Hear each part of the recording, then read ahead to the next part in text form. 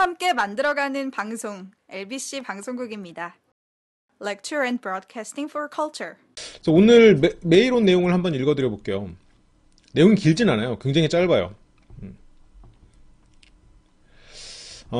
이게 아무래도 개인적인 내용이 좀 있다 보니까 개인적인 내용을 최대한 배제하고 내용을 읽으면 더 짧네요. 별로 읽을 내용이 없어요. 그래도 그 키워드 부분만 좀 읽어드릴게요. 20대 후반에 연애 한번 못해본 모쏠입니다. 제 생각에는 대화가 너무 끊기다 보니 지금까지 못하고 있는 것 같은데요. 남자들과 있어도 거의 들어주기만 하는 편이고 말이 많지 않습니다. 동영상 보기만 하면 안 될 것 같고 연습을 해야 될 것 같은데 어떻게 연습을 해야 할지 모르겠어요.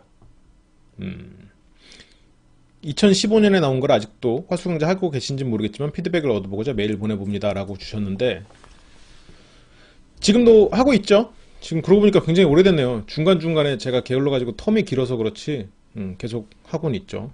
어쨌건 오프라인 강좌는 이번 주 토요일 1시에 강남에서 계속 다시 시작이 되고요. 그러니까 혹시 관심 있으신 분들은 또 많은 참여 부탁드립니다. 오늘 메일로 온 상담 사연도 이성관계네요. 이성관계에 대한 화수를 참 많은 분들이 궁금해 하세요. 이게 많이 궁금해 하셔가지고 강남오빠 연애훈수라는 방송도 만들어 봤는데, 막상 만들어 보니 또 화술에서 다룰 내용과 연애훈수나 뭐 연애 강좌에서 다룰 내용은 분명히 좀 차이가 있는 것 같아요. 오늘은 제가 문장들이 준비되어 있지 않았지만 뭐 즉흥적으로 생각나는 뭐 몇 가지 쓸만한 문장 같은 거를 좀 대화를 하면서 여러분들이랑 얘기를 하면서 또 생각나는 게 있으면 또 들려드릴게요. 이분이 지금 27인데 모쏠인 경우면 크게 나누면 두 가지 경우가 있겠죠. 모쏠인 경우에 아예 이성에 대해서 이성 관계가 없는 모쏠이 있고, 이성 관계가 굉장히 많은 모쏠이 있겠죠. 아마 이 분은 전자의 경우일 텐데, 제 친구 같은 경우에는 후자인 경우가 있어요. 그러니까 이성 친구가 굉장히 많은데 모쏠이에요. 제 친구지만 저보다 조금 어립니다. 저보다 좀 한 살 어린가? 그러니까 꽤 뭐 어린 나이는 아니죠. 근데 이제 모쏠이에요.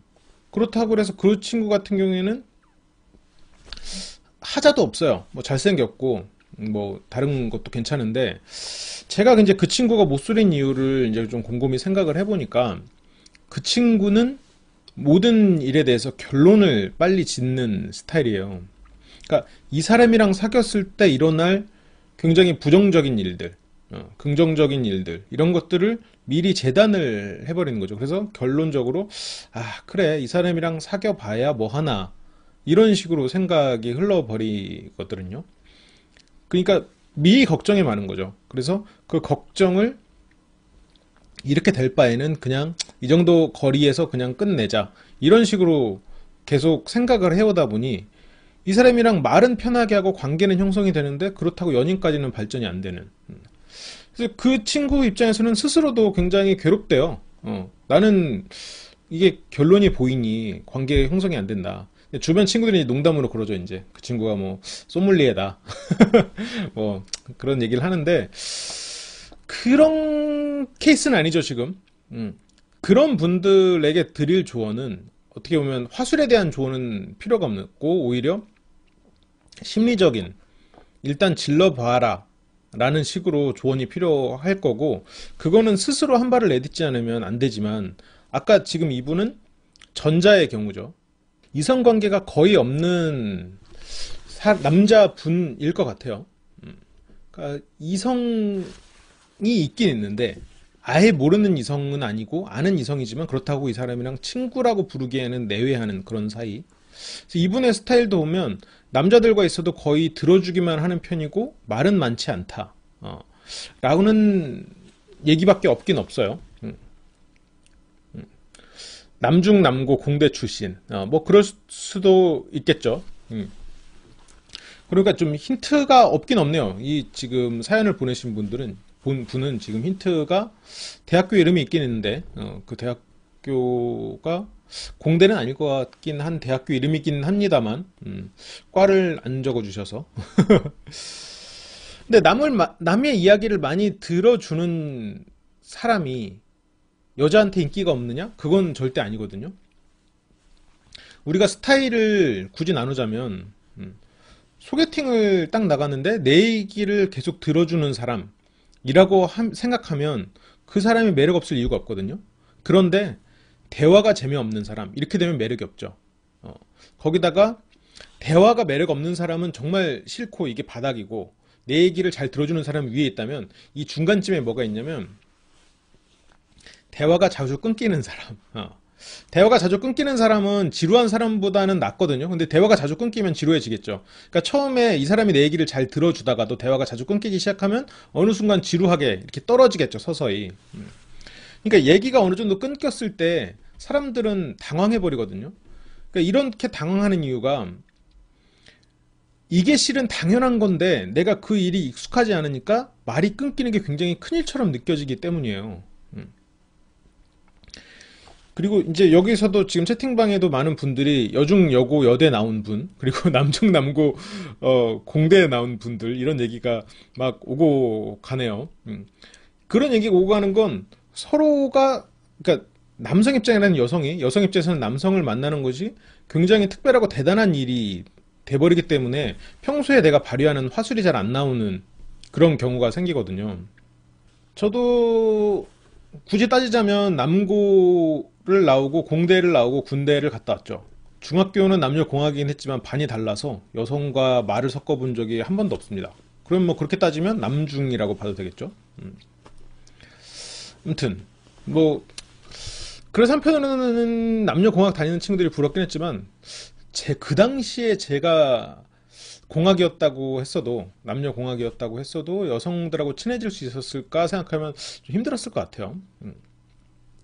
어쨌건 다시 이분 얘기로 돌아와서, 그러면 이분에게 드릴 수 있는 조언은 어떤 게 있을까 좀 고민을 해보면, 본인이 남자친구들과 있을 때 들어주기 때문에 남자들에게 그 모임에서 좀 좋은 사람으로 기억에 남는다면, 여성과 있을 때 들어주는 오빠 혹은 뭐 상담할 수 있는 포근한 그런 이미지를 가진 사람, 이렇게 이미지를 남겨주면 좋겠지만 지금 그렇게 남겨주지 못하고 있다는 거죠. 그러니까 이런 데서는 우리가 적극적인 것과 그리고 자연스러운 것을 좀 잘 생각을 해야 되는데, 적극적이면서 자연스러워야 되거든요. 이런 화술 같은 경우에도 적극적이되 자연스럽게, 그러니까 우리가 이런, 오늘 이제 이성 얘기가 나왔기 때문에 약간 조금 수위를 높여서 잠깐만 얘기를 하면, 수위가 그렇게 높진 않아요. 화술 강좌 치고는 좀 높은 거지만 잠깐만 얘기를 하면, 우리가 이제 처음으로 남녀 간에 이제 어느 정도 이제 그 관계가 무르익고 이제 서로 처음 관계를 갖게 될 때 자연스럽게 관계를 그냥 갖는 경우도 있지만, 누군가가 그 상황에서 적극성을 띄어야 되잖아요. 근데 그 적극성을 띄는 과정에 있어서 이게 부자연스럽다와 자연스럽다, 두 가지 상황이 있을 거예요. 근데 자연스럽다는 건 어떤 상황이냐면, 자연스럽다는 거는 상대에게 명분을 주는 거거든요. 부자연스러운 것은 상대가 계속 거절해야 되는 말로 상대에게 무언가를 요구하는 거죠. 굳이 관계 얘기를 들지 말 걸 그랬네요. 이 정도로 얘기해도 될 걸. 그래도 이해가 확실히 될 테니까. 그러니까 내가 무언가 요구를 할 때 상대가 지금 그 가망 고객이라고 하죠. 이제 뭐 영업에서는 가망 고객, 가능성이 있는, 그러니까 뭐 가망 고객이라는 표현은 맞나? 어쨌건 그런 고객을 상대로 했을 때 내가 이거 사세요, 이거 사세요라고 계속 말을 하는 것보다 상대가 이미 지갑을 열 생각이 어느 정도 있는 거예요. 난 지금 뭔가를 사고 싶은 생각이 있으니까 지금 여기 쇼핑하러 왔겠죠. 아니면 이 사람이 그러니까 나랑 사귀겠죠. 그럴 때 이 사람한테 이거 사세요, 사세요. 너무 잘 어울려요. 진짜 대박이에요. 이것보다 그 입고 계신 스타일, 이 옷을 입었을 때 얼마만큼 더 훌륭합니다. 아니면 이것이 당신에게 됐을 때 어떠한 장점이 있을 것 같네요. 뭐 다른 것도 좀 더 보실래요? 막 이런 식으로 상대가 선택할 수 있도록 그 상황을 마련해 주는 거거든요. 그러니까 그 우리가 영화 같은 데서도 보면 그 결혼은 미친 짓이다였나요? 거기서 택시비보다 여관비가 싸니까 여관에서 술만 깨고 갑시다. 예를 들어 그런 대화, 그런 말들 같은 경우에는 상대한테 명분을 만들어주는 거잖아요. 그러니까 서로가 서로에게 첫눈에 반해서 그런 시간을 갖고 싶지만 그 명분이 없는 상태에서는 그 시간까지 가기가 힘든 거죠. 그러니까 이게 적극적이면서 자연스러운 대화를 만들어가는 방법이거든요. 그러니까 내가 혼자서만 상대에게 말을 쏟아내는 것도 관계 형성에 도움이 안 되는 거죠. 내가 상대가 이야기하도록 만들었을 때, 그러니까 똑같이 상대가 이야기를 많이 해도 그 상대 마음속에서 너무 이 끊기는 지루함이 싫어서 말을 어쩔 수 없이 하는 상황이 있고, 저 사람이 내 말을 잘 들어주니까 내가 계속 쏟아내는 경우가 있는데, 이것이 실은 굉장히 많은 상황에서 정도의 차이로 이게 갈려요.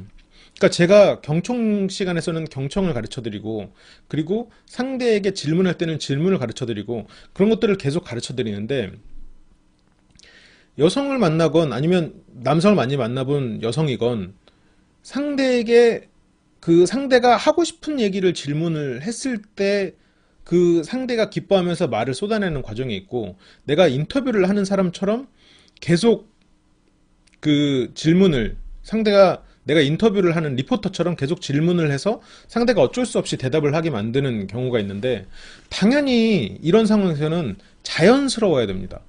그 자연스러우려면, 그러니까 가장 중요한 건 사람과의 관계에서 화술로서 관계를 형성시킬 때 가장 중요한 건 자연스러움이고, 그리고 이성 간의 관계에서는, 그리고 지금 이분의 나이가 27이면 상당히 어중간한 시기죠. 그 30대도 아니고, 그렇다고 20대라고 하기에는 이제 좀 어느 정도 성숙한, 그래서 대학에 머무르는 대학생의 나이는 아니고, 그렇다고 직장인이라고 하면 직장 초년생 혹은 취업 준비를 하고 있는 그 정도의 나이이기 때문에 굉장히 걸려있죠. 친구 중에 어떤 사람은 학교를 다니고 있고, 어떤 사람은 대학원을 다니고 있을 거고, 어떤 사람은 취업을 준비하고 있고, 어떤 사람은 또 뭐 회사에 막 갓 들어갔고, 저 같은 사람은 그 나이에 이제 군대에 있었고, 그렇게 다양한 사람들이 있는 걸로 봐서도 좀 이런 이성 관계에서도 굉장히 과도기적인 나이란 말이죠. 그러니까 어쨌건 그런 과도기적인 나이이기 때문에 스스로도 자신의 포지션에 대해서 애매하게 생각할 수는 있어요. 그러니까 나이가 들어서 사람들을 많이 만나보고 그 사람들하고 좀 관계가 좀 어느 정도 형성이 되고 주변 사람들도 이제 좀 성숙해지고 하면서 내가 상대를 편안하게 하고, 그냥 내가 이미 이런 사회에서 소년의 영역을 벗어난 지 한참 돼서 그냥 적극성을 굳이 많이 발휘하지 않고 자연스럽게 상대를 대하는 것만으로도 관계를 형성할 수 있는 나이가 있어요. 근데 27은 그러기엔 어리고, 그렇다고 그 과도하게 적극적으로 다가갔을 때 귀여워 보이는 나이는 지난 나이란 말이죠. 그래서 이게 굉장히 애매한, 그러니까 소년처럼 적극성을 띄었을 때 귀여워 보이지 않는 나이. 그렇다고 이렇게 좀 뭐 중년까지는 아니고 아저씨까지는 아니지만 그런 어느 정도 노련함을 갖추고 상대에게 푸근함을 줄 수 있는, 경청만으로도 상대에게 좀 편안함을 줄 수 있는 나이도 아닌, 그렇기 때문에 여기서는 자연스러움과 적극성을 다 갖춰야 된다는 얘기죠. 그리고 특히 이 나이의 남성들이 상대하는 여성들은 아무래도 남성들의 적극성을 기대해요. 왜냐면 이 나이의 남성들이 이제 좀 관심을 갖는 여성들은 본인 또래 혹은 그보다 아래, 뭐 그 위도 있겠지만 그분들의 여성들에게는 아직 많은 사람들이 적극적으로 대시를 하고 있는 시기입니다. 그러니까 상대적으로 그거를 비집고 누군가와 친해지려면 본인이 적극성을 띄어야 돼요. 띄어야 되는 나이입니다. 이때 적극성을 띄지 않으면 경쟁이 너무 심해요. 그러니까 절대 뭐 나이가 늦었다는 게 아니라 이게 연령에 비해서 그러니까 나이만으로도 본인이 가질 수 있는 경쟁력이 있거든요. 그러니까 어린 나이에 가질 수 있는 경쟁력이 있고 나이가 있는 상태에서 가질 수 있는 경쟁력이 있는 거죠. 그러니까 저 같은 경우에는 군대를 늦게 갔어요. 그리고 여기 질문은 26살이 결혼할 여성을 찾아야 할 시기라고 질문이 있었는데, 뭐 저는 그렇게 생각하지 않아요. 저는 여기 채팅방 사이에서 얘기했구나. 내가 한 말인 줄 알고. 제가 그런 말 했을 리가 없겠죠. 어쨌건, 저는 군대를 굉장히 늦게 갔어요. 26에 군대를 가게 됐거든요. 뭐, 논이라고 그랬죠. 논이라고 그랬는데, 군대를 늦게 간 것이 굉장히 장단점이 있는 거예요. 그러니까, 나이가 있는 상태에서 사람을 대하는 것이 제가 다른 친구들보다 더 뛰어나지 않아도 나이라는 것만으로도 사람들한테 좀 편안함을 줄 수 있는 나이였던 것 같아요. 물론 제가 나이가 있는 상태에서 갔기 때문에 더 많은 것들이 보이기도 했지만, 그러니까 그 나이가 가지는, 그래서 지금 이분이 주신 단서가 많지 않지만 나이에 비해서 나이를 가지고 좀 얘기를 해드리는 거예요. 다른 부분은 굉장히 많은 부분이 좀 유추가 된 상태가 있습니다. 그래서 적극성을 일단 띄어야 되고, 적극적이면서도 자연스러움. 그래서 적극적으로 해라라고 하면 우리 주변에 보면 적극적인, 그러니까 자연스럽지 않은 적극성을 띈 사람들은 보통 진상 소리를 듣습니다. 왜냐면 적극적이어야 된다라고 생각을 하는 순간 주변의 것들을 잘 살피지 않거든요. 그래서 상대의 마음을 잘 배려를 안 해요. 그러니까 자연스러우려면, 적극적이라고 하면 상대와 관계를 형성하는 거죠. 그러면 관계를 형성하려면 어쨌건 만나야 될 거 아니에요. 그럼 만나려면 상대한테 만날 명분을 줘야 돼요. 그게 자연스러움입니다. 그래서 상대도 만나고 싶은, 혹은 이거 그냥 만나야 되는 명분, 그게 만들어지는 관계가 있어요. 그러니까 모든 사람한테 그런 명분을 줄 수는 없겠죠. 근데 명분이 없는데 무조건 가서 들이대고 만나자, 한 번만 보자, 뭐 맛집 있는데 한 번만 가자, 뭐 집 지나고 있는데 어디 뭐 하냐, 지금 근처인데 뭐 술이나 한잔 하자, 나 친구들이랑 술 마시고 있는데 네 생각난다. 이게 진상입니다. 상대한테 아무 명분이 없어요. 그냥 막 들이대는 거예요. 그냥 여기저기 찔러 보다가 어디 하나 걸려라. 그러니까 동아리에서도 이런 분들이 있어요. 막 동아리에서 좀 이쁘다 싶은 여성한테 다 이런 식으로 연락하는 거죠. 그 사람들끼리 다 알아요. 그 사람이 이제 진상으로 이제 찍히는 거죠. 그 사이에서. 이건 상대한테 명분을 안 주는 거예요. 어제 A한테 보자고 연락했는데 B한테 연락한다. 근데 B가 그걸 알면 B 입장에서 그런 마음속에 명분이 생길까요? 전혀 안 생기죠. 그러니까 뭐 이건 얘기가 조금 흘러갔지만, 그러니까 상대의 입장에서 이 사람을 봐야 되는 명분이 뭐가 있을까요? 가장 큰 명분은 이 사람이 너무너무 좋아. 그거는 뭐 모든 명분 위에 있는 거죠. 그러니까 그런 게 만약 아니라면, 내가 아직 그런 매력을 어필하지 못한 상황이면 상대가 나를 고마워하거나 아니면 나한테 미안해하거나, 그 두 가지 중에 하나를 만들어 놓는 게 가장 괜찮은, 가장 그럴듯한 명분이 될 수 있죠. 근데 이거 두 가지 경우를 다 이제 차근차근 얘기를 해볼게요. 상대가 나한테 고마워하는 상황은 이게 꼭 고마워한다고 해서 연인 관계로 발전하는 건 아닙니다. 상대가 나한테 고마워하면 일단 만나거나 뭔가 이 사람과 관계가 형성될 명분 중에 하나가 쌓일 가능성이 생긴다는 거죠. 그래서 상대가 나한테 고마워하려면 뭐가 있을까요?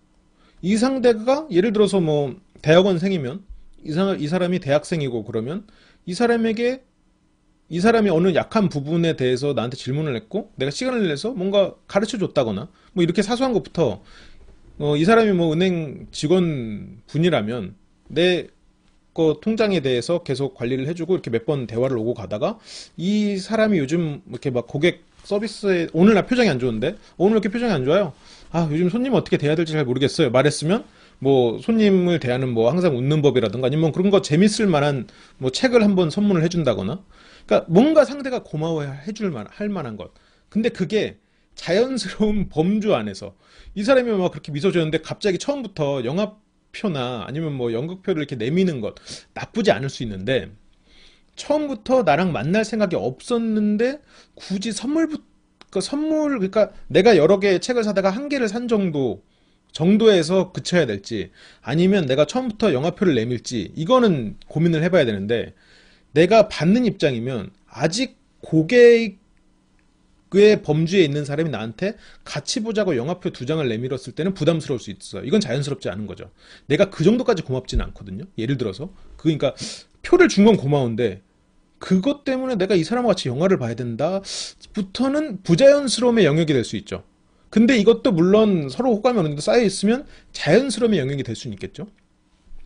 그러니까 이제 그걸 잘 생각해야 돼요. 그러니까 내가 굳이 여러 발을 띄어서 상대에게 부담을 줄 바에는 살짝만 내미는 게 중요하겠죠. 그러니까 이거는 상황에 따라 굉장히 다를 수 있는데 잘 모르겠으면 차근차근 나가시면 돼요. 차근차근. 영화표를 준다 그러면 제가 이건 이때 영화를 못 보게 되어서 그런데 뭐 친구분이랑 시간 되시면 가서 보세요. 제가 이거는 좀 시간이 안 돼서 요즘에 뭐 하느라고 바빠가지고 이러면서 자기가 뭘 한다는 것도 살짝 흘릴 수 있겠죠. 그래서 바빠서 도저히 시간이 안 되네요. 어디서 이렇게 협찬을 받았는데 뭐 이렇게 하면서 두 장을 주는 거죠. 혹시 더 필요하면 말씀하세요. 뭐 은행 직원들 여럿이 가시던가요? 하면서 주고 그리고 뭐 다음에 또 하러 갔을 때 이 사람한테 또 얘기할 기회가 생기겠죠. 그때 이제 이 사람이 내가 말을 안 해도 뭔가 고마워할 거예요. 그러면서 얘기가 또 흘러가고, 그러니까 그렇게 관계를 형성해 나가는 거죠. 그러니까 여기 굉장히 많은 얘기들이 또 오고 가네요. 존재 자체가 빛이 난다 이런 사람들, 아우라 있는 그런 사람들, 심리적으로 상대가 갑이 돼서 상대가 고마움 혹은 미안함이라는 감정을 만들어야겠군요 했는데, 그렇죠. 지금 이제 이러면 상대가 고마워하겠죠. 근데 이런 상황에서 고마워하지 않는 사람들이 있어요. 항상 받는 데 익숙한 사람들. 그런 사람, 상대가 그런 사람이라면 굳이 그 관계를 만드는데 노력을 하지 않는 게 좋습니다. 왜냐면 그렇게 되면 거의 대부분 이제 어장에 빠져 들어가거든요. 근데 또 하나 말씀을 드리고 싶은 건 이 정도 연령대라면 상대의 어장에 들어가는 걸 두려워하진 않았으면 좋겠어요. 그리고 그 상대의 입장에서도 그걸 어장이라고 생각하지 않을 수도 있고. 그렇지만 고마워할 줄 모르는 사람 혹은 눈치가 너무 없는 사람은 이제 좀 관계가 형성이 돼도 좀 피곤할 순 있죠. 근데 뭐 그건 뭐 자신들의 선택이니까.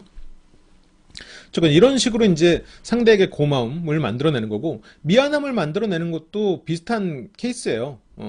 그리고 근데 이제 미안함을 만들어냈을 때는 조금 또 신경을 써야 되는 게 예를 들어서 이제 뭔가 한번 뭐 고마움을 토대로 한번 만나게 됐어요. 그래서 근데 그랬는데 그날 상대가 예를 들어서 회식이라 못 나왔어요. 그래서 내가 허탕을 쳤어요. 표도 날렸어. 그러면 보통 대부분의 많은 사람들이 그런 상황에서 상대한테 삐집니다. 근데 그게 속으로는 삐졌는데 겉으로는 상대를 나쁜 사람이었기 때문에 그렇다고 합리화가 되고 그리고 그 상대가 나를 마음에 하지 않았을 거야. 그리고 그 상대에게 툴툴대거나 그 상대와 관계를 끊습니다. 근데 그런 상황이 생겼을 때 실은 그게 거기서부터가 기회예요. 이 상대가 나한테 처음에 이 상대도 마음속에 있을 거예요. 긴가민가 하는 게 있기 때문에 이런 모임 같은 예를 들어서 회식 같은 거 연인이거나 남편이거나 아니면 썸을 타고 있는 상태였으면 빠져도 될 회식이었는데 그 정도로 빠질 만한 관계가 아니어서 그냥 회식을 간 거예요. 이걸 깨고 갔을 가능성이 커요.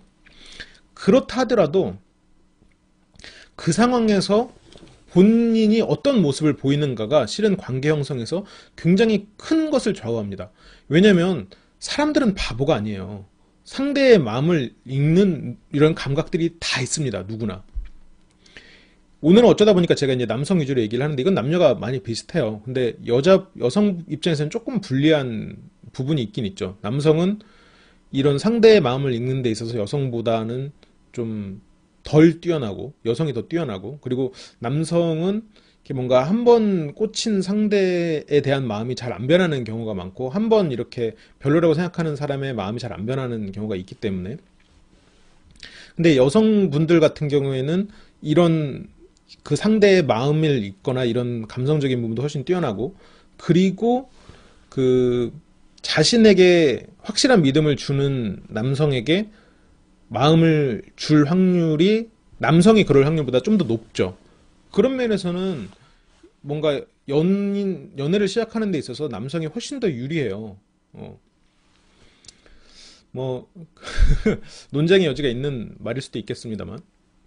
그래서 그런 상황에서 일단 정답부터 말씀드리면 쿨한 모습을 보이면 됩니다. 쿨한 모습. 그래서 내가 이 사람이 회식이라고 했는데 내가 어차피 그쪽으로 가고 있었으면 아 그래요? 그러면 뭐 다음에 봐도 됩니다. 거의 방금 출발했거든요. 라고 평소랑 똑같은 톤으로 말을 하거나 아니면 진짜 거기 근처까지 도착을 했으면 아 그래요? 지금 잠깐 지났던 그 얼굴이나 보고 갈까요? 그럼? 라고 말하거나 그래도 안 된다 그러면 아 그래요? 그러면 이번 주 중이나 다음 주 중에 시간 될 때 다시 봐요. 라고 이런 식으로 그렇게 돼서 시간이 지나면 상대가 또 연락을 줄 수도 있겠죠. 정말 미안한 마음에. 근데 미안한 마음에 아예 연락을 못 주면 내가 또 하면 되죠. 내가 또. 지난번에 뭐 회식은 잘 하셨어요 라던가 그런 식으로. 근데 거기서 보통 이것도 지난번에 회식은 잘 하셨어요도 며칠간은 삐져서 연락도 안 해. 며칠간은 삐져서 연락도 안 하다가 그러다가 이제 다시 이 상대가 또 생각나는 거예요. 그러면 한 일주일 있다가 지난번에 회식은 잘 하셨어요? 그때 되면 늦어요. 자신이 쿨하다고 생각하려면 그것도 쭉 이어가야죠. 그 마음을. 근데 솔직히 내가 이 사람한테 빠져있는 상황에서 그런 상황에서 마음속같이 쿨하기는 힘들죠. 자신도 속여야 되는 거죠.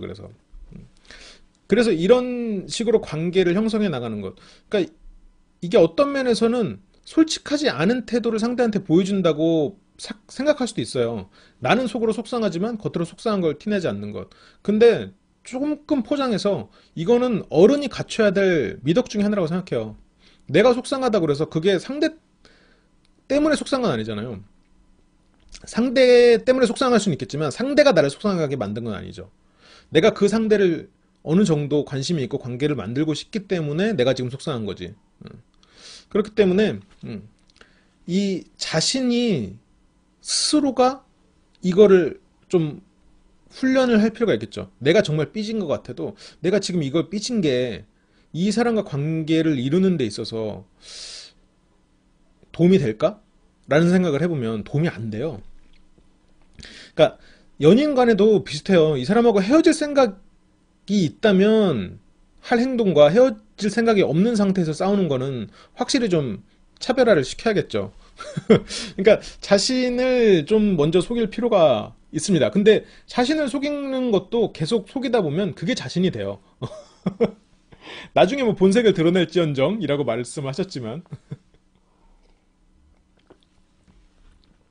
많은 사람들이 연애 전에는 이렇게 잘하다가 사귀고 나서 완전히 자신의 연인이라고 확신이 들면 본색을 드러낸다. 뭐 이런 얘기가 있죠. 그리고 뭐 남자든 여자든 그래서 연애를 하면 변하고 그래서 다시 관계가 소원해지고 헤어지고 그런 경우가 있는데 오늘은 어쨌건 관계를 형성하는 과정이기 때문에 이런 부분에 좀 노력을 하라고 말씀드렸고 그렇게 해서 만약 관계가 형성이 되고 뭐 이 사람이 연인이든 친구든 형성이 돼서 그 사람과 관계를 쭉 유지하려면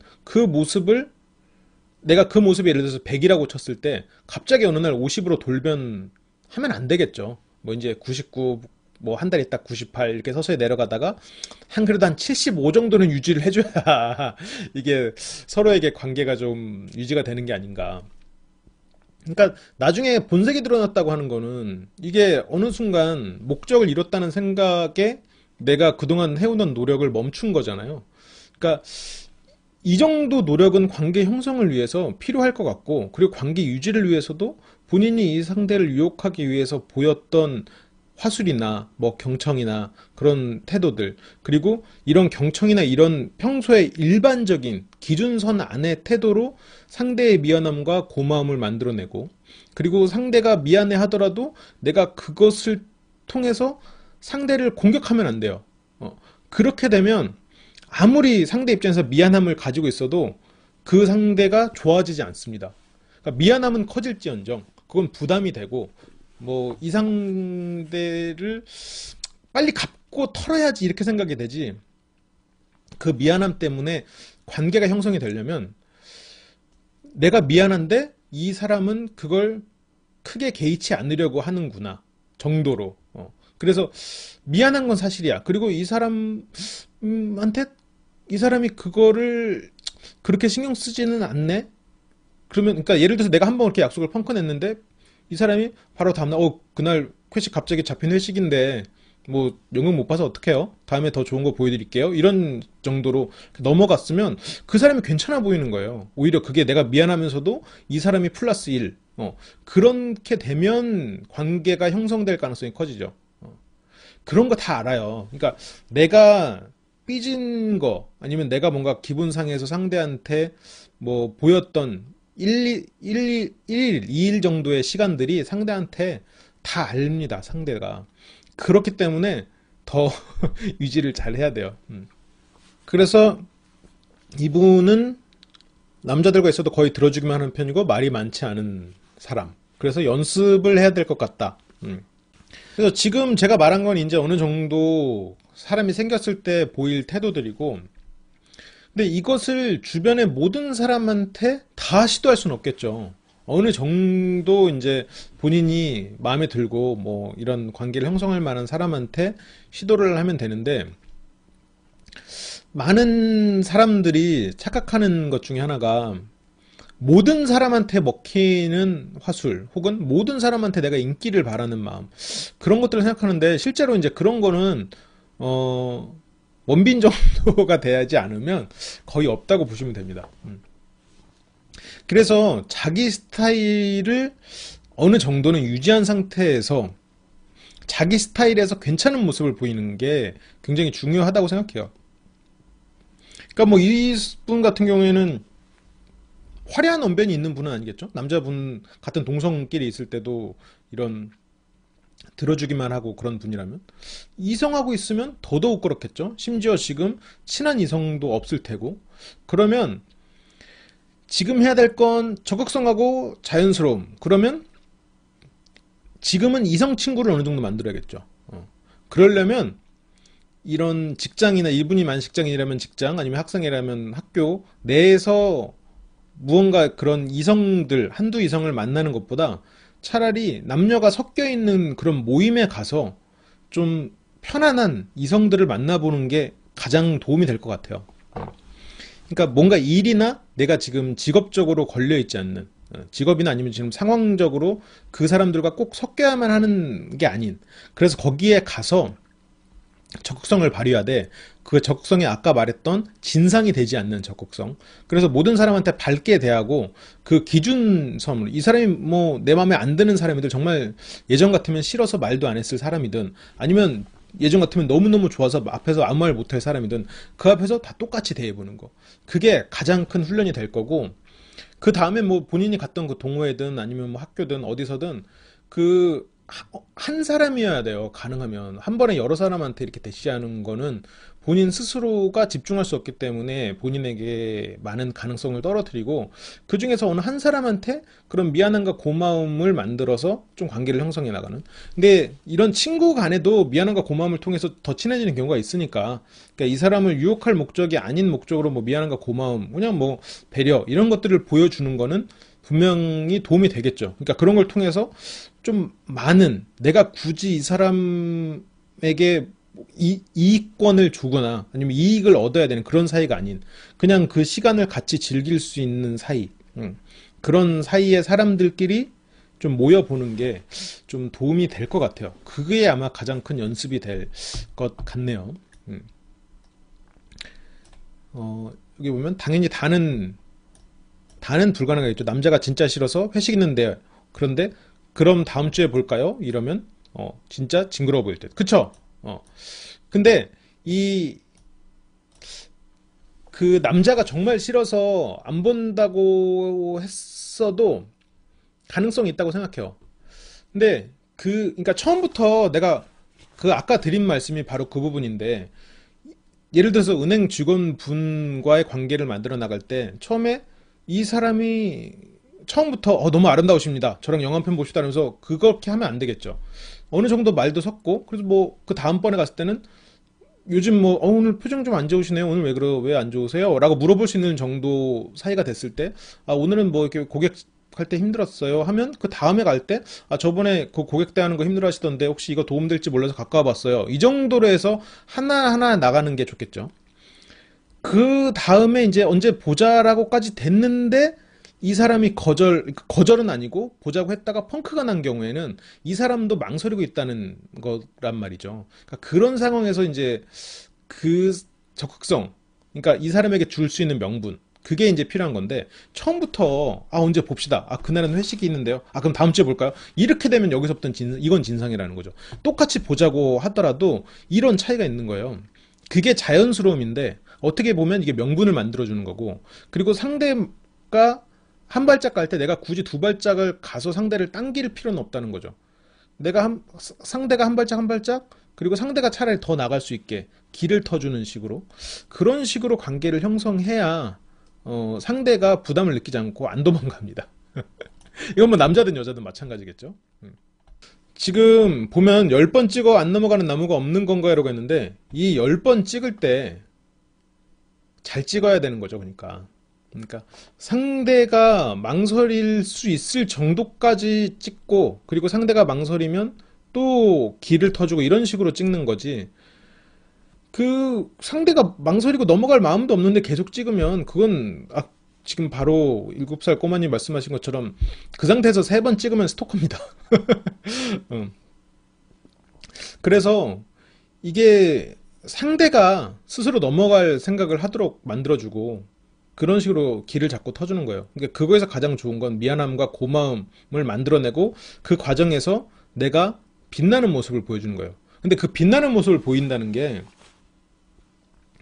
그렇게 어려운 일이 아니거든요. 왜냐하면 보통 사람들은 잘 삐지고 잘 상처받고 그리고 그 상처를 알게 모르게 드러내고 상대를 미안하고 고마웠게 만들었을 때 그것을 과시하려고 하고 그게 기본적인 마음입니다. 어쩔 수 없어요. 우리는 대화를 통해서 상처를 받는 게 당연하고 그리고 상대가 내 마음대로 움직여주지 않을 때 삐질 수 있는 거고 그리고 내가 무언가를 상대에게 고마움을 주었을 때 그것을 다시 되새겨서 자기의 자존감을 높이고 싶은 마음이 있고 다 그렇지만 모든 사람이 그렇다면 내가 그렇지 않은 모습을 보였을 때 나는 특별한 사람이 되는 거잖아요.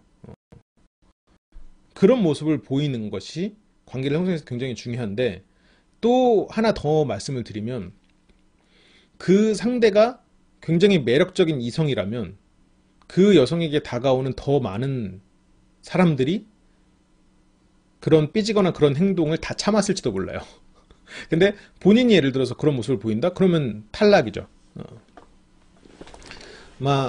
그래서 많은 사람들이 다가갈 때 그러니까 이거는 또 굉장히 아름다운 뭐 여성이든 남성이든 굉장히 아름다운 사람이 있다고 가정했을 때 많은 사람들이 그 사람을 유혹하기 위해서 그런 매너 좋고 그런 미안함과 고마움 이런 것을 자기도 모르게 활용을 하면서 상대에게 쿨한 모습으로 매력을 어필했을 거예요. 그러다가 관계가 형성되고 이 사람이 내 것이라고 생각됐을 때 변하는 모습을 보였을 거란 말이죠. 예를 들어서 그렇다면 그 사람은 어떤 생각을 할까요? 사람을 오히려 쉽게 안 사귀겠죠. 뭐 예를 들어서 좀 심하게 얘기했을 때 원나잇은 하더라도 연애를 쉽게 못하는 사람이 됐을 수도 있어요. 그 매력적인 사람은. 그러면 그 사람의 마음을 얻기 위해서는 어떻게 해야 될까요? 처음에 그런 쿨한 모습을 보이고 상대가 나와의 관계를 정리하지 않을 정도로 상대 주변에 있는 상태에서 나의 꾸준한 모습을 보여서 상대가 마음속에서 이런 사람 그래도 이 사람은 이런 사람 또 없겠다라는 생각이 들 정도로 오래 머물러 있으면 경쟁력이 갖춰지겠죠. 근데 그 정도로 오래 머물러 있을 생각이 없으면 다른 사람과 관계를 형성하면 되는 거고. 그러니까 이게 보면 굉장히 아름다운 여성인데 못생긴 남자랑 함께 다니는 경우, 그 반대 경우, 예를 들어서 뭐 못생긴 여성과 굉장히 멋있는 남성이 같이 다니는 경우, 이런 케이스에서 많은 사람들이 그러면 저쪽에 한쪽이 뭐 부자겠지, 아니면 뭐 그 사람의 그런 뭐 신체 한 부위가 굉장히 건장하겠지 이런 생각을 하는데 실제로 많은 경우가 둘 중에 하나입니다. 굉장히 재밌고 즐거운 사람이거나 아니면 굉장히 꾸준하게 신뢰감을 준 사람이거나 둘 중에 하나죠. 근데 그거는 그 사람이 아니면 못해요. 그래서 그 둘은 잘 만난 거죠. 아무리 못생겼어도 믿음이 가는 나한테 이 정도로 꾸준했던 사람은 그 사람밖에 없다는 생각이 들면 그 사람과 관계를 누가 형성하지 않겠습니까? 근데 대부분의 사람들은 그렇게 오래 버티지를 못해요. 뭐야 너도 어장관리 하는 거야? 라고 해서 질에 떨어져 나가버리거나 그렇게 돼버리는 거죠. 역시 얼굴값 한다니 너도 어장관리 하는구나 라고 하면서 자기가 알아서 삐져서 떠나가버리거나 제풀에 못 이기죠. 그러면 이제 그 매력적인 사람은 그래 너도 역시 똑같구나 라고 생각이 되겠죠. 그러니까 이게 결국 자기가 어디까지 버틸 수 있냐의 싸움이 되는 경우도 있어요. 이런 그 관계를 형성하는 데 있어서는. 어쩌다 보니까 이제 이성에 대한 얘기가 나왔네요. 아무튼 그렇습니다. 그래서 개그맨이 미녀 아내를 얻는다라고 했는데 개그맨 분들이 미녀 아내를 얻는 이유가 그거긴 하죠. 일단 굉장히 즐거운 시간을 보낼 수 있고 그리고 개그맨들 경우에는 아무래도 좀 실제로 그렇지 않을 수 있겠지만 좀 신뢰가 가지 않을까요? 그래도 아무래도 좀 화려한 여성 필력이나 아닌 남성 필력이 있는 그렇게 유명한 연예인은 다른 직군에 비해서 좀 적잖아요.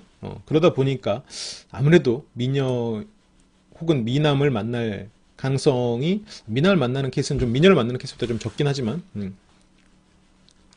좀 그래서 가능한 거죠. 근데 많은 사람들이 그거를 오해해요. 그 두 사람의 관계가 얼마나 오랫동안 아니면 얼마나 충만하게 얼마나 깊이 있게 쌓였는지를 볼 생각을 안 하고 그냥 내가 안 되니까 저 사람은 무언가 다른 치트키를 썼을 거야 라고 생각을 하는데, 실은 대부분의 관계 형성에서도 이런 말을 하는 거, 상대와의 관계를 형성하는 말을 하는 거에 있어서도 본인이 생각하는 이상적인 것을 꾸준히 할 수 있으면 생각보다 많은 것을 얻을 수 있습니다. 운동이나 똑같아요. 멋있는 몸을 얻으려면 그냥 꾸준히 운동하고 꾸준히 건강한 것을 먹고 꾸준히 하면 되는 거죠. 그런데 이제 그게 힘든 거죠.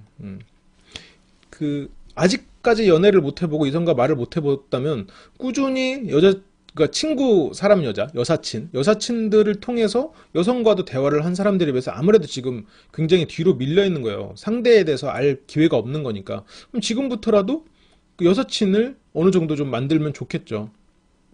근데 여사친이 없어도 우리는 간접 경험이라는 게 있어요. 간접 경험이 있기 때문에. 물론 너무 많은 간접 경험은 환타지를 키우기 때문에 그게 꼭 좋다고 볼 수는 없습니다만. 그쵸. 여기 보면 이제 옥동자 분 얘기가 나왔는데, 제가 예전에 신세계백화점에 가서 거기서 이제 그 식사를 하고 있는데 거기 가족들이 왔더라고요. 굉장히 단란하고 아름다운 가정으로 보였습니다. 여기 그리고 또 굉장히 재밌는 의견이 또 채팅창에 올라왔는데, 올해 말부터 제대로 VR 출시된대요. VR 같은 경우에는 뭔가 세상을 굉장히 많이 바꾸긴 하겠죠. 그리고 VR이 이제 우리 세상을 지배하게 되면 정말 더 정신적인 교감이 중요하게 되겠죠. 왜냐하면 굳이 이런 육체적 관계 때문에 상대를 필요로 하지 않게 될 가능성이 있잖아요. 물론 지금 단계에서 VR은 그렇게까지는 안 되겠지만, 이제 점점 시간이 갈수록 이것도 성생활을 기계가 대체하는 순간이 왔을 때 우리에게 정말 필요한 건 이 사람과 있을 때의 편안함, 그리고 이 사람과 있을 때의 대화의 즐거움, 이런 것들이 더 큰 부분을 차지하게 되는 시점이 오겠죠. 그렇군요. 슈트까지 사야 되는군요. 전용 옷. 그러니까 지금 단계에서는 시각 정도에 머무를 거예요. 올해 출시되는 VR 같은 경우에는. 근데 이제, 그러니까 그게 기계도 따로 있고 VR도 따로 있고, 그런데 언젠간 이게 하나로 합쳐질 거란 말이죠. 그렇게 되면 정말 촉각까지도 줄 수 있는 그런 제품들이 이제 나오겠죠. 생각보다 그리 멀리 남은 먼 얘기가 아니에요. 지금 이 얘기는. 지금 버추얼 리얼리티, 일단 인간의 시각은 이미 다 지배를 하고 있죠. 그리고 삼성이나 뭐 기어 같은 경우에는 그 기어용 VR 이렇게 쓰고 보는 거나, 아니면 지금 뭐 플레이스테이션도 올해 5월이나 6월에 그 VR 이렇게 안경 쓰면 거기 이렇게 움직이는 대로 세상이 다 보이는 거죠. 그런 것들. 그리고 좀 더 나아가서는 이게 정확히 어딘지 모르겠지만 포켓몬 고라고 해서 그냥 세상에 포켓몬들이 떠다니는 거예요. 진짜 뭐 여기 GS 마트 아니면 뭐 LG25 이런 데 딱 가서 그거 딱 찍어서 거기 있는 포켓몬을 잡는 거죠. 뭐 그런 것도 이제 현실하고 섞이고, 생각하면 세상은 정말 우리가 생각하는 것보다 빨리 변하고 있죠. 그래서 그런 것들이 형성되면 형성될수록 굉장히 많은 것들이 기계로 대체가 되겠지만, 물론 기계가 어느 정도 흉내내는 것들이 있겠죠. 인간과의 교감도 분명히 흉내를 낼 거고.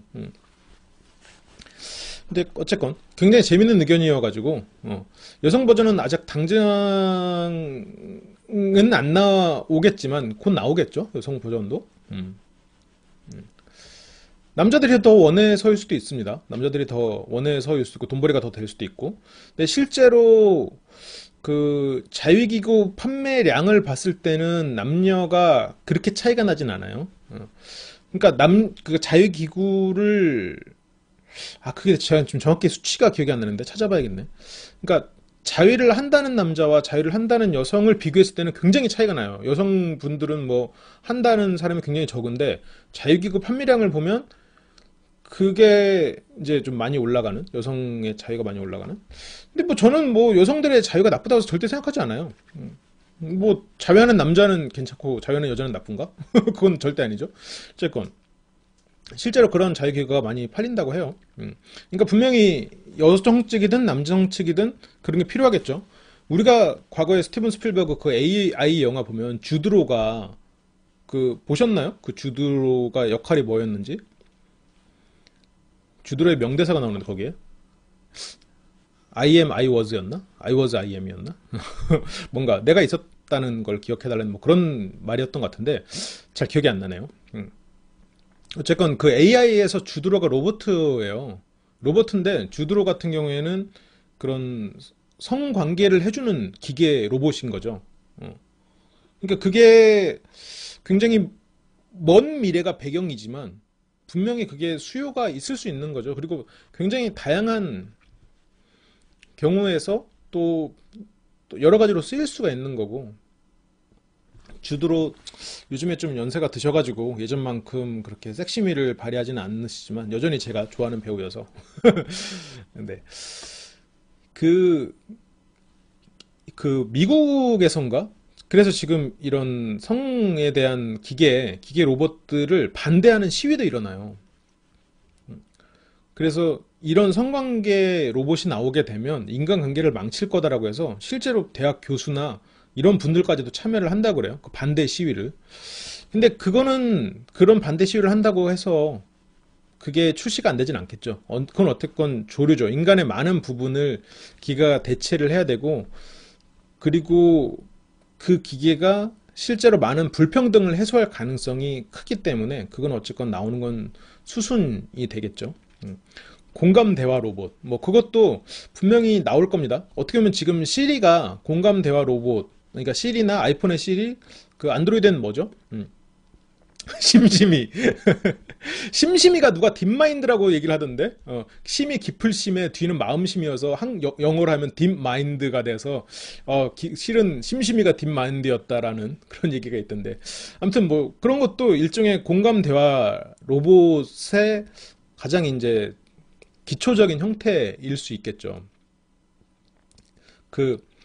그것이, 그러니까 굉장히 많은 상황에서의 로직이 형성돼 있으면, 많은 상황에서의 대답이 결정돼 있다면 그것이 상대에게 마치 사람과 대답하는 것처럼 만들어 놓을 수 있겠죠. 그걸 뭐라고 하던데. 그래서 그게 재작년인가? 그 인공지능과 인간을 놓고 막을 쳐놓고 그 실험을 한 거예요. 어느 쪽이 인간인지 맞춰봐라. 못 맞췄어요. 아마 작년인가 재작년에 이미, 그러니까 대화의 측면에서 인간과 구분이 안 되는 인공지능이 이미 나와 있어요. 그거는. 그러니까 대화가 인간과 구분이 안 되는 대화 로봇 나와 있고, VR을 통해서 이런 시각적인 걸 보여주는 거 기계 나와 있고, 그리고 이런 감각을 제어할 수 있는 기계들이 또 나와 있고, 그러니까 이런 것들이 언젠가는 하나로 합쳐지면 나온다는 얘기죠. 그러니까 지금도 전기 자동차는 굉장히 예전에 이미 기술은 있었잖아요. 그러니까 지금도 기술적인 거는 이것들을 합치기만 하면 기술적인 건 나온다는 얘기예요. 지금 이게 굉장히 먼 미래가 아닌 거죠. 그러니까 이미 있는 기술들인 거죠. 아무튼 그렇습니다. 어쩌다 보니까 이런 얘기가 계속 나왔네요. 근데 기계가 세상을 지배한다기보다는 인간이 기계를 이용한다고 봐야죠. 그래서 이런 어쩌다 보니까 이런 성관계 얘기가 나왔는데, 그만큼 또 대화가 중요하고, 근데 그 대화조차도 또 인공지능이 또 할 수 있게 되니까. 어쨌건, 이런 생각은 굉장히 재밌죠, 생각들은. 그리고 시대가 또 굉장히 빨리 변하고 있고. 근데, 진짜 언제 나오려나요?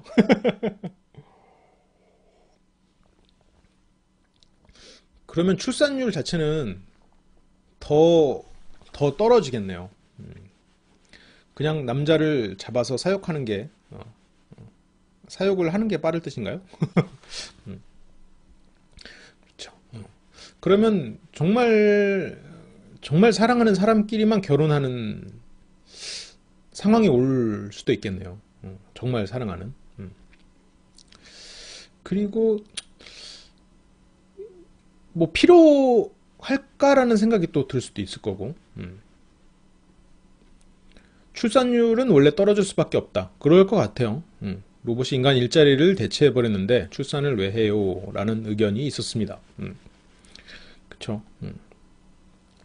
출산율은 어쩔 수 없이 계속 떨어지게 될 거고, 그와 반면에 인간의 수명은 늘어나니까 고령화는 어떻게 보면 정해진 수순일 수밖에 없죠. 제가 읽어보진 않았는데 일본 SF 소설 중에 이제 백년법이라는 소설이 있어요.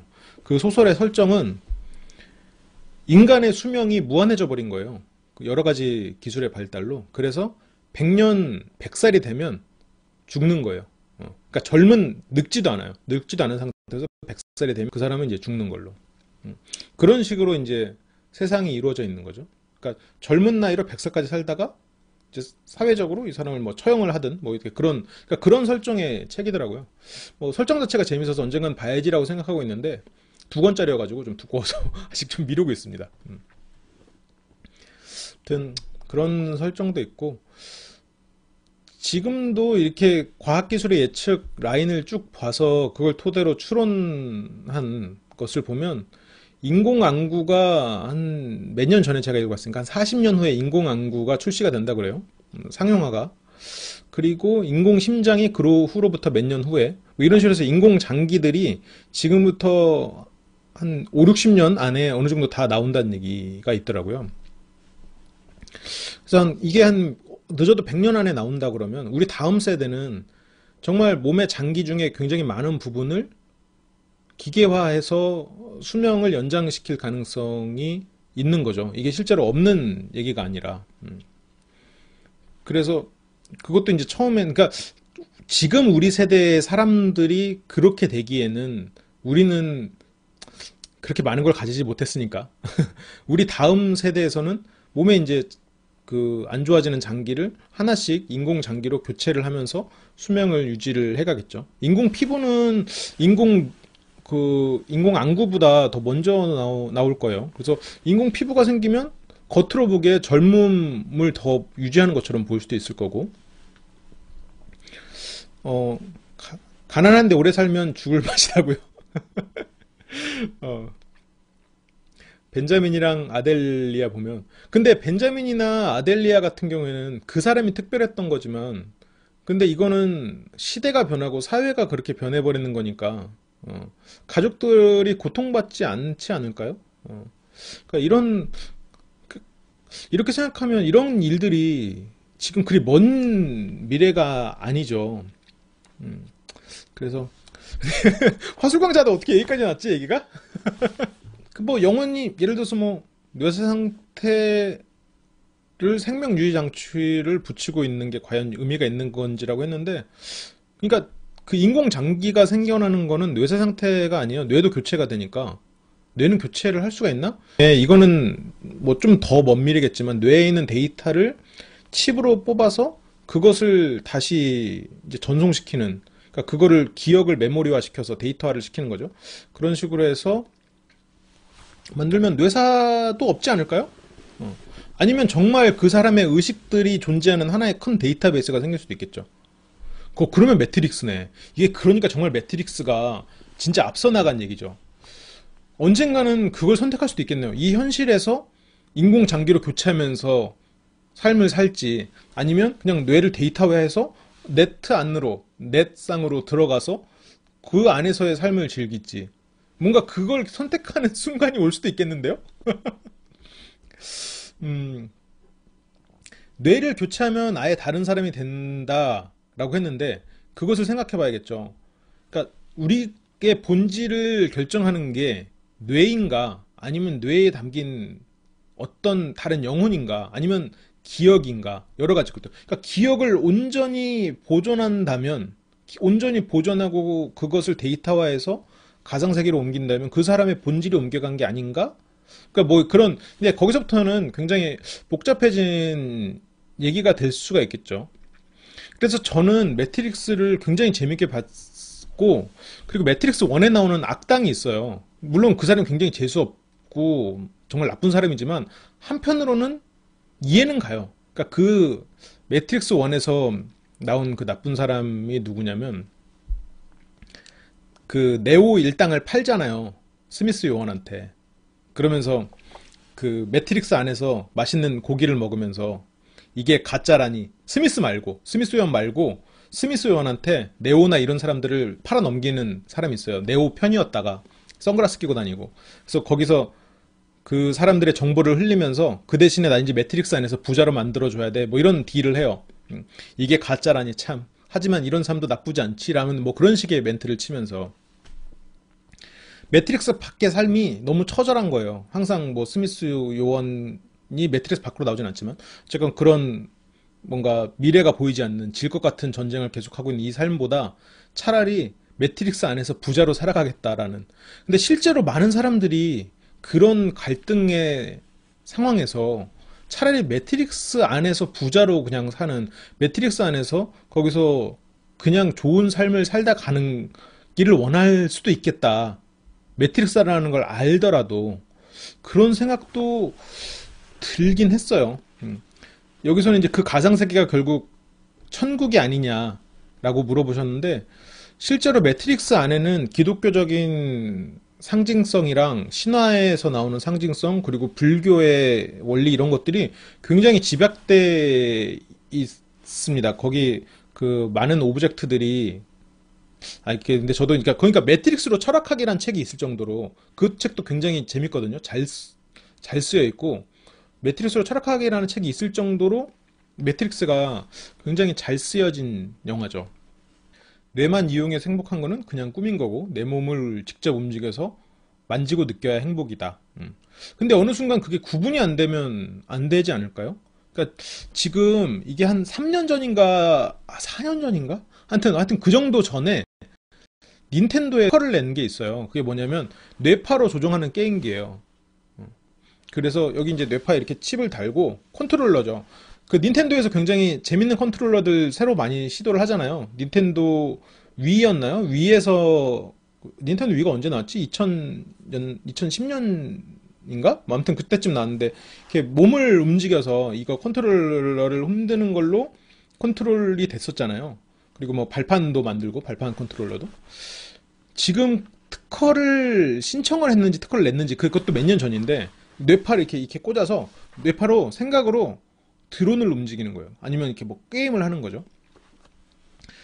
그래서 이제 이 다음 세대는 뇌파 게임이 아마 나올 텐데 그러면 그 다음에는 뇌에 어떤 물질을 제공해서 다른 감각을 제어함으로써 마치 내가 모든 것을 만지고 느낀다는 것을 주는 그런 뭐 영화든 아니면 뭐 게임이든 그런 것들이 나오지 않을까 라고 추측을 해보고 아마도 나오겠죠.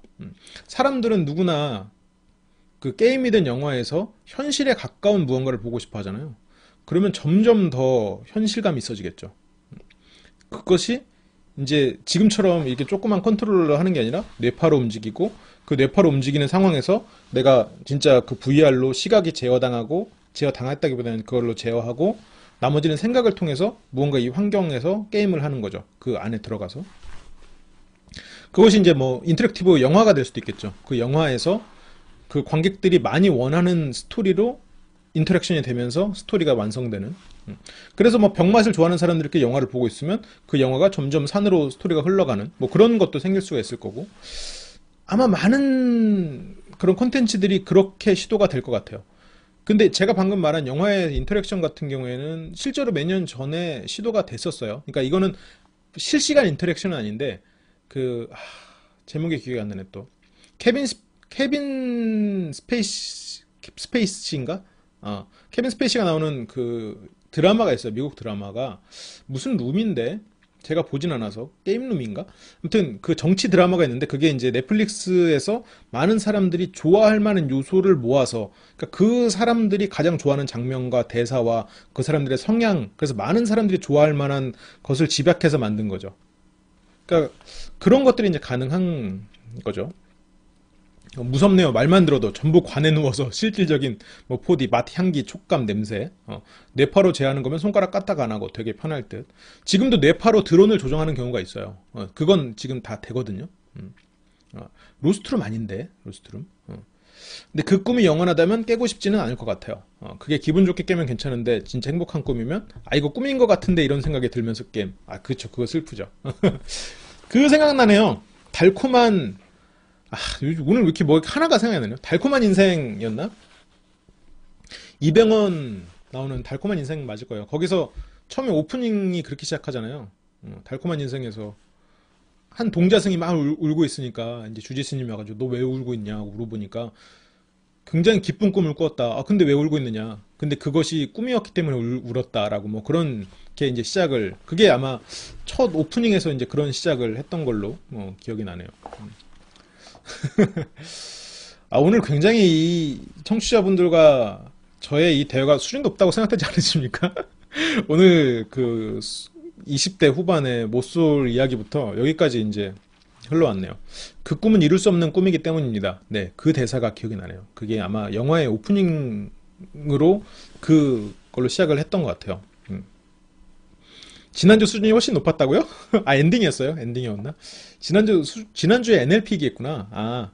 지난주에는 어려운 단어들이 많이 나왔고, 오늘은 수준이 높지 않나? 뭐 그런 생각이 좀 듭니다. 오늘 그 질문이 그 상담 메일이 하나가 와가지고, 나머지는 이 부분에 대해서 쭉 얘기를 들려드릴까, 아니면 뭐 경청이나 이런 쪽으로 해서 좀 접근을 해볼까 고민을 했었는데, 어쩌다 보니까 미래에 대한 우리들의 토론처럼 얘기가 흘러갔네요. 굉장히 즐거운 시간이었습니다. 저는. 예전에 저한테 이제 개인적으로 왔던 메일로 제가 구성했던 거는 이게 뭐 화술강좌 방송으로 나갔지만 NLP 기대하린다고요? 알았어요. 다음 시간에 그러면 NLP 다음 주 월요일에 NLP 할게요. NLP에 관심이 많으시군요. 그러면 다음 주에 바로 NLP 처음부터 NLP를 하루 만에 할 수 있을까 싶긴 한데, 하루 만에, 일단 하루 만에 하는 걸로, 그래, 길어도 2주 안에는 끝내는 걸로, 해서 한번 해보죠. NLP는 최면이 아니에요. NLP 중에 최면 기법도 있는 겁니다. 근데, 최면을 하진 않을 거예요. 근데 좀 시간이 여유가 있으면 자기 최면을 거는 법 정도는 좀 얘기를 해볼 수 있을 것 같고. 그리고 제가 최면을 잘 못 걸어요. 제가 눈을 좀 잘 깜빡여가지고. 그래서, 아무튼, 그러면 다음 시간에 NLP 적어놔야지. 이번 주 오프라인 화술 강좌는 뭐 할지 또 고민이네요. 이게 좀 많은 사람들이 좋아할 만한 주제를 좀 즐겁게 게임처럼 그렇게 오프라인 강좌는 만들고 싶은데 이게 또 너무 게임처럼 가면 사람들이 이게 나한테 도움이 될까? 이런 의심을 하시는 것 같고 그렇다고 또 너무 이론적으로 가면 이런 온라인 강좌랑 차이가 없어지는 것 같고 좀 그런 것 같아요. 그래서 저는 이제 오프라인 강좌를 할 때도 많은 사람들이 좀 친해지고 좀 자꾸 적극적으로 할 수 있는 환경을 만들어 드리려고 좀 경쟁 요소도 도입하고 좀 그러긴 하는데 이번 주에는 좀 단점에 대해서 풀어보고 그것이 진짜 본인의 단점인지 그렇게 하면 재밌겠네. 본인이 자기 단점을 적고 그 종이를 가지고 있고 서로가 대화를 이렇게 좀 주고받으면서 상대의 단점을 무엇을 적었을 것이다 라고 맞춰보는 거죠. 그렇게 해서 내가 생각하는 내 단점과 사람들이 생각하는 내 단점을 비교해보는 시간을 가져보면 재밌겠네요. 여러 가지 콘텐츠를 가지고 다양한 시도하시는 특별한 동기가 있으신지 궁금해요 라고 했는데 처음에는 연애 상담을 한 동기는 처음 시작이 연애 상담이었으니까 있었죠. 여러 가지 그때 이유가 겹치긴 했는데 그 중에 하나가 그때 소개팅 했던 분이 저보고 잘할 것 같다고 막 이런 것도 있다고 한번 들어봐라 해서 처음으로 팟캐스트를 알게 됐어요. 그리고 이거 재밌는데? 한번 해볼까? 라고 하면서 그때 이제 MC 자아랑 원래 방송을 같이 하자는 게 아니었고 둘이 컨텐츠 사업 쪽으로 한번 문화 쪽 사업, 콘텐츠 사업이라기보다는 문화 사업으로 좀 우리가 부업으로 하나를 뭐를 해보자, 세상에 목소리를 내는 걸 만들어 보자라고 하던 찰나에 소개팅을 하면서 그 사람이 알려준 것을 보고, 이거는 내가 잘할 수 있겠는데? 라고 생각해서 하게 됐죠. 그래서, 그래, 이걸로 해서 문화 쪽 사업의 첫 발판을 내딛자라고 해서 만든 거죠. 그러니까 팟캐스트는 우리가 이제 문화 사업을 하는 데 있어서 수단이었어요. 근데 지금은 어떻게 보면 문화 사업이라고 하는 콘텐츠를 계속 만드는 쪽으로 지금은 가고 있죠. 그리고 이제 처음에는 엑스파일도 기존의 LBC 방송과 굉장히 색깔이 다르잖아요. 엑스파일 같은 경우에는 그 방송 공모전 같은 걸 했었어요. 슈퍼스타 LBC라고 그래가지고 거기서 그 중에 하나가 저랑 제가 이제 기획을 했던 게 공모를 또 한 거예요. 그래서 이제 했는데 반칙이었나? 어쨌건 그때 한 4팀 정도가 경합을 벌였는데 엑스파일이 그래도 좀 가장 선방을 하면서 엑스파일을 정규 방송으로 편성을 했죠. 엑스파일은 안 들었는데 어려울 것 같아서라고 하시는데 어렵지 않죠. 엑스파일에서 많은 분들이 오시더라고요. 제 스타일이 한 우물만 제대로 파자는 게 아니라 여러 우물을 조금씩 파자는 주의시라고 하더라고요. 근데 좀 그런 성향이 있는 것 같아요, 제가. 근데 요즘에는 좀 선택과 집중을 하는 방향으로 해야 되지 않을까. 제가 이번에 MBC에 가서 촬영을 하면서 느낀 게, 저렇게 재능도 뛰어난 사람들이, 저렇게 그 디테일한 것까지 신경 쓰면서 무언가를 만들고 있구나. 각 분야에서 한 시간짜리 방송을 하기 위해서 거의 뭐 몇십 명의 사람들이, 몇십 명의 전문가들이 하고 있구나. 물론 저희가 그렇게 할 수는 없지만, 저거를 따라가기 위해서는 디테일한 것까지도, 그러니까 지금은 70점짜리 3개를 만들기 위해서 애를 쓰지만 그것보다는 100점짜리 하나를 만들기 위해서 애를 쓸 필요도 있지 않을까라는 좀 그런 고민을 하고 있긴 하거든요. 아무튼 그렇습니다. 지금은 그냥 고민 중이고 그 부분에 대해서는. 그래서 콘텐츠들의 조금 정리가 필요할 것 같다라는 정도의 고민만 지금 하고 있어요. 네, 그렇습니다. 그냥 이건 개인적인 고민일 수도 있겠죠.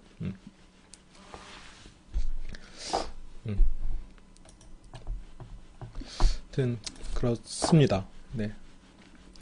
저는 방중수를 DC에 올리러 가야겠네요. 방중수. 제가 이런 홍보 같은 거 이런 거에 되게 약해가지고 잘 못하는데, 유일하게 그나마 제가 하는 홍보라고 하는 홍보가 제가 가는 웹하드 게시판이 있어요. 딱 한 군데, 그것도. 거기에다가 엑스파일을 가끔 한 번씩 올리고 있긴 하죠. 근데 방중술은 지금 DC 주 계례 한번 올려보려고요. 욕을 엄청 먹겠죠? 그렇습니다. 그러니까, 근데 와이나님이 물어보신 것처럼 여러 콘텐츠를 가지고 하는 동기는 아무래도 좀 실험의 차원도 있어요. 그래서 계속 새로운 아이디어는 계속 많이 떠오르거든요. 계속 떠오르고 있고, 특히나 이 콘텐츠로 사람들과 만나는 사람은 이런 새로운 생각을 멈추면 안 된다고 생각은 해요. 그래서 계속 새로운 게 떠오르고 새로운 걸 계속 정리를 하다 보니 그걸 가지고 떠오른 걸로 끝내면 안 되니까 계속 새로운 걸 만들어내게 되고, 지금 주식 갤러리요? 주갤이면 주식 갤러리인가요? 잘 몰라가지고 요즘에 제가 DC를 예전에 갔던 거는 도갤 갔었죠. 도갤 도서 갤러리. 하여튼 아니면 지니어스 한창 할 때는 지니어스 갤러리 같은 데 갔었고, 어쨌건 그 몇 가지 교육 콘텐츠랑 몇 가지 있는 콘텐츠를 지금 또 생각을 하는 게 있어서, 그런 거가 또 완성되면 기획이 끝나고 몇 개가 버프 방송 아닌데 예비 방송을 만들면 그때 또 말씀드릴게요. 그래서 지금 이제 바로 다음에 만들 콘텐츠는 경영학에서 쓰는 툴을 가지고 연애에서 어떻게 활용할지. 그래서 연애를 예로 드는 경영학 이론 이런 식으로 해서 만들 게 하나가 있거든요. 근데 정확히 제목을 뭐라고 해야 될지 모르겠어요. 제가 한번 한 편 만들어서 여러분들한테 한번 뭐라고 제목 지을지 한번 물어볼게요. 그리고 또 하나는 무료로 팟캐스트 만들기 강좌를 예전에 하나 만들었었는데, 팟캐스트 만들기 강좌, 그게 지금이랑 많이 환경이 바뀌어서 그 지금 환경에 맞도록 무료로 팟캐스트 만들기 강좌를 만들어서 올리려고 생각을 하고 있어요. 그 지금은 그냥 무료로 만들기가 쉽지가 않거든요. 뭐 서버 사이트도 유료화가 많이 된 데가 많고, 그리고 뭐 방송실도 다들 막 유료로 빌려주는 데가 많고, 그리고 어디는 심지어는 편집 같은 것도 돈을 받는 데가 많아서, 아니 이런 걸로 돈을 벌 사람들이 생기면서 진입장벽을 높이도 되나? 라는 생각이 좀 들어서, 아니 물론 뭐 그렇게 해서 방법을 모르는 사람들에게 그렇게 지원을 컨설팅 해주는 건 좋지만, 그래서 지금 무료로 팟캐스트 만들기 강좌를 만들려고 생각을 하고 있어요. 그래서 처음에 어떻게 기획하는 것부터 편집하고 업로드까지 다 무료로 하는 걸로, 자기 혼자 할 수 있게, 그거를 지금 다음 컨텐츠로 생각을 하고 있어요.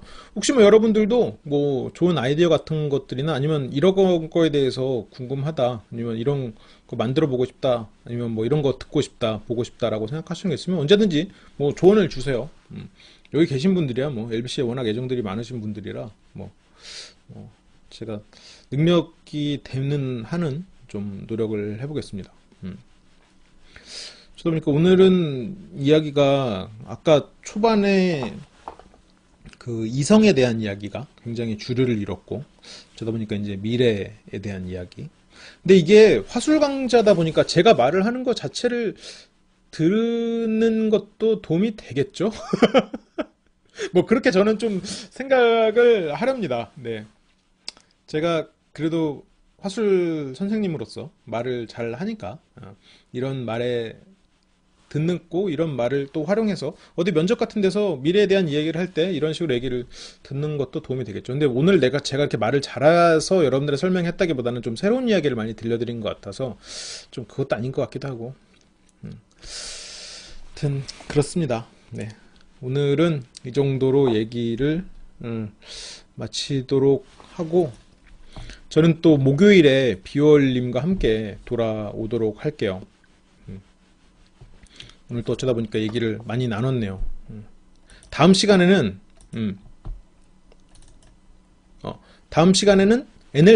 NLP로 갑니다. NLP.